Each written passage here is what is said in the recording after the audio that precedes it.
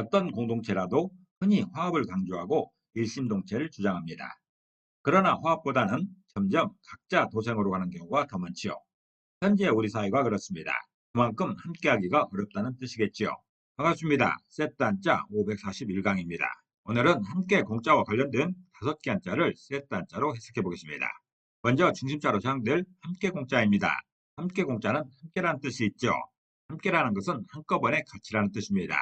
함께 공자는 20입변수의 들립자로 구성되었습니다. 그중 20입자는 숫자 20을 의미합니다.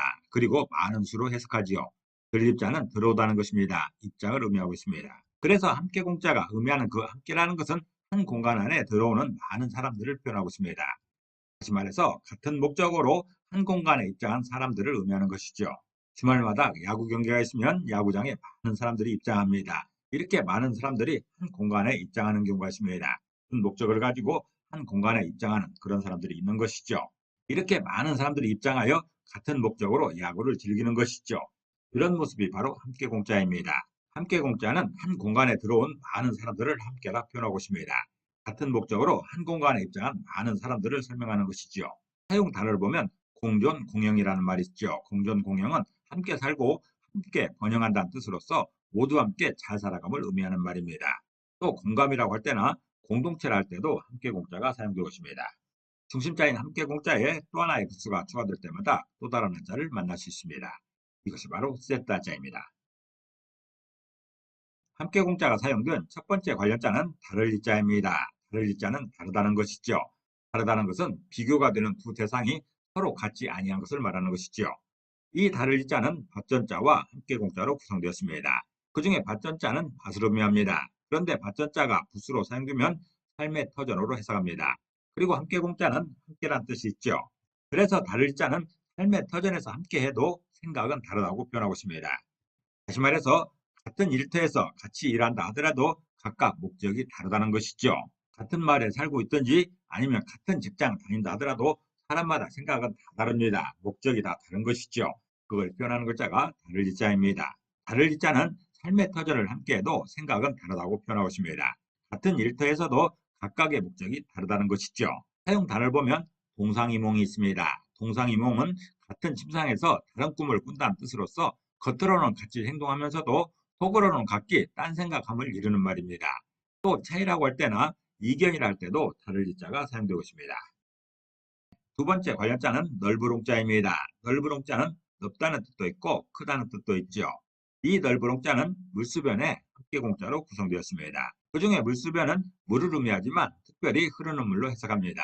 함께공자는 함께라는 뜻이 있죠. 그래서 널브롱자는 흐르는 물은 함께할수록 넓다라고 표현하고 있습니다. 다시 말해서 흐르는 물은 모두가 사용할 수 있도록 넓게 퍼진다는 것이죠. 한강 수계만 하더라도 여러 갈래로 퍼져 있습니다. 여러 갈래의 물들이 하나하나 뭉치면서 서해로 흘러가는 것이죠. 이 그림이 바로 간단한 한강 수계입니다. 여러 지류들이 있고 작은 시내들이 모여서 큰 강을 이루게 되는 것이죠. 흐르는 물은 함께할수록 넓어진다고 표현하고 있습니다. 인공적으로 물길을 만들지 않는다면 그 물길은 여러 방면으로 퍼지기 마련입니다. 넓게 퍼지는 것이죠. 모두가 사용할 수 있도록 넓게 퍼지는 게 물의 성질입니다. 넓으롱자는 흐르는 물은 함께할수록 넓다라고 표현하고 있습니다. 흐르는 물은 모두 사용할 수 있도록 넓게 퍼진다라는 것이죠. 모두가 함께 사용할 수 있도록 넓게 퍼진다는 그런 설명입니다. 사용 단어로서는 우주홍황이라는 말이 있습니다. 우주홍황은 하늘과 땅 사이는 넓고 커서 끝이 없다라는 뜻입니다. 그리고 홍수라고 할 때나 홍천이라 할 때도 넓은 홍자가 사용되어 있습니다.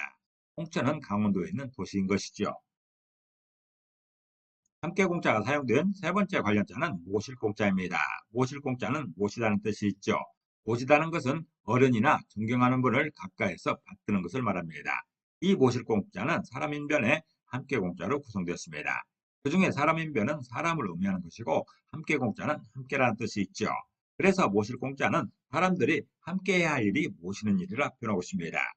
다시 말해서 모시는 일은 공동체가 함께해야 가능하다는 것이죠.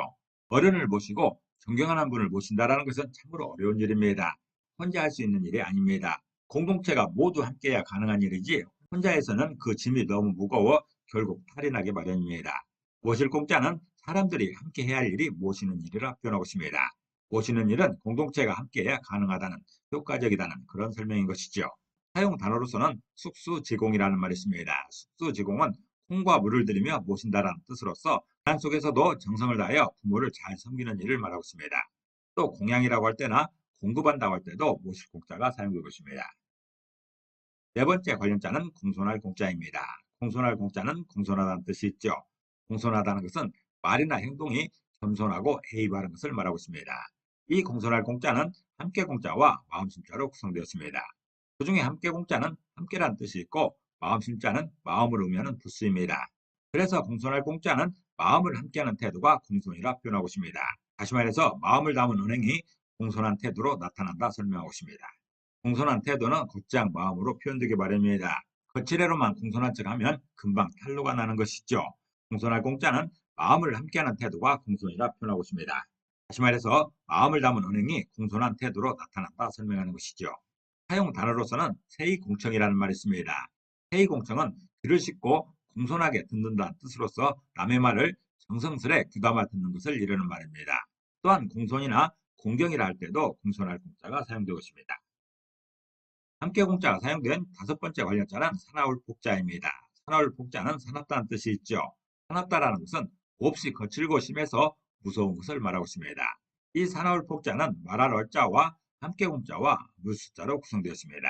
그 중에 말할 얼자는 말하다는 뜻이 있고 함께 공자는 함께란 뜻이 있죠. 물수변은 물을 의미하고 있습니다. 그래서 사나울 복자는 물이 함께하며 말하는 모양이 사나움이라 표현하고 있습니다. 다시 말해서 사방의 물들이 한데 모여 거칠게 흘러가는 모양을 설명하는 것이죠. 자연의 현상 중에 무서운 것이 물과 불이죠. 그런데 물과 불 중에서 더 무서운 것은 물입니다. 불의 재난보다 물의 재난이 훨씬 심각한 것이죠. 산울폭자는 물의 재난을 설명하고 있습니다. 산울폭자는 물이 함께하며 말하는 모양이 사나움이라 표현하고 있습니다. 사방의 물들이 한데 모여 거칠게 흘러가는 모양인 것이죠. 이렇게 거칠게 흘러가는 물의 모양을 사납다고 표현하고 있습니다. 사용 단어로서는 폭력주의가 있습니다. 폭력주의는 테러리즘의 다른 말이죠. 정치적인 목적으로 조직적이고 집단적으로 행하는 폭력 행위를 이루는 말입니다.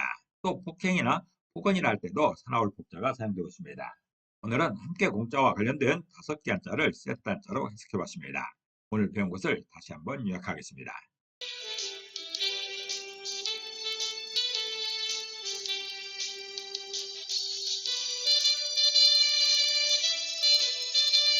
오늘도 평안을 기도합니다. 감사합니다.